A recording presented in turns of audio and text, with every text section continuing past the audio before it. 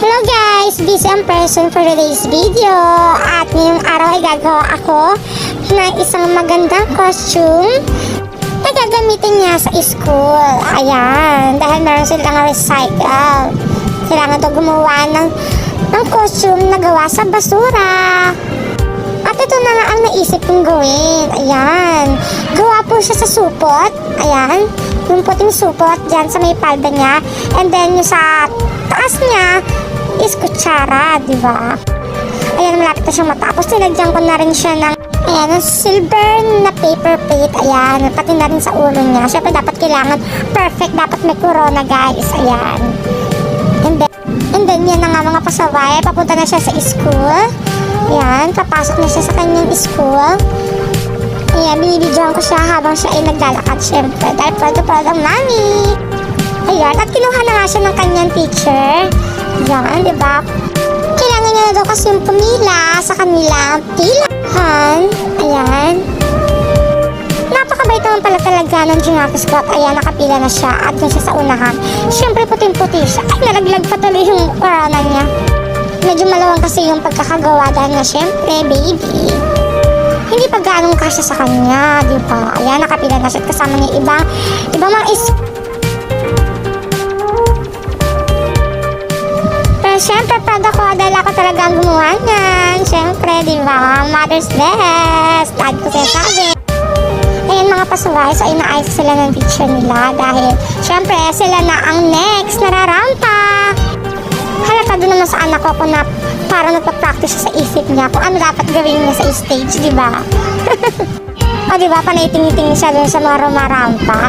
At ang cute talaga nung kasama niya, yung maliit na yun. Ayun naman ay gawa sa isang can. Parang niyupi niya lang yun. Yan, parang niyupi. Ang cute, kulay silver. At ayan yung supot, yung isang bata naman na rumarampa. Ang cute talaga, talagang halatang ginawa sa bahay nila. Eh mga pasaway, mukhang malapit na siya. Ang cute itong isang bata na to, nakita niyo naman, oh, diba? Naka-calendar siya. At ayun na nga, malapit na nga rumampa ang aking Junakis. Ayan mga pasaway. Ayan, malapit na siya guys. At rumampa na yung isang baget. So sinasabi ko ngayon ng katabi niya, ang cute-cute niya, tinawag siya ng ngitan. Kaya si ma'am, pinapakit niyo na ang aking Junakis. So si Manuel Isabel. Ayan, siya nang rarampa. Patingin-tingin siya sa amin. Ayan, rumarapa na siya. Siyempre, sino pa ba magtuturo dyan? Siyempre, ang kanyang mother. Kanyang manita. At ako yun. Diba? Ang cute-cute niya. Puting-puti siya. Actually, guys, saglit ko lang ginawa yan. Ay, ayan yung anak ko. Madaling-madali siya. Pumunta na sa likod ng pintuan. Likod pala ng stage. At ayan, ginawa na siya ng kanyang project house. Bumalik na siya sa kanyang pwesto. Ayan. At syempre mga pasaway, pipila na naman siya, diba?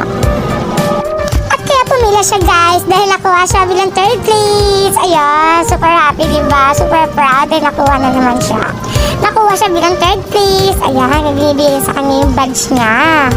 Ayan, super proud guys. Ayan. Ayan mga pasaway. At makikita niyo yan mga picture niya. Nilagay ko na rin dito para makita niyo yung mga picture. Siyempre, andyan din ako. Ayan yung mga picture. Ayan, nakakatawa guys. So ayun na guys. Ito na magtatapos ng aking video. So, papalo na lang ako guys na aking page. Ayan, Manilyn Counselor. At meron din ako YouTube channel, Manilyn Counselor. Pakisubscribe and click the bell button para i-updated sa aking mga bagong video.